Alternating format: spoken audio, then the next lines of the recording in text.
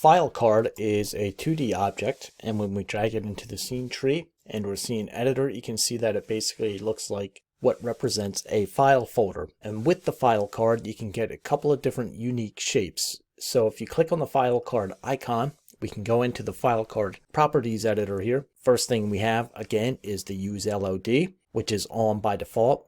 Below that we have a width, so we can adjust the width of the file card on the X. We also have a height, so we can adjust the height of this file card.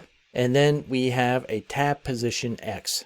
So let's move this down a little bit so we can see it. And then our tab position X will move this tab to the left or to the right. We have a tab position Y, which will adjust the tab position Y here, and then a tab angle as well. So we can adjust this angle of the tab left or right. Below that, we also have a bevel. So now we can even bevel this tab a little bit as well.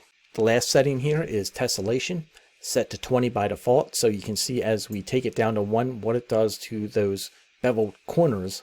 They're no longer smooth if the tessellation is down to 1. If your bevel was down to 0, tessellation would not matter so much if it was set to 1. So with the file card, you can get many different shapes just by adjusting the tab X, the tab Y, tab angle, the bevel, and the height and the width of the file card.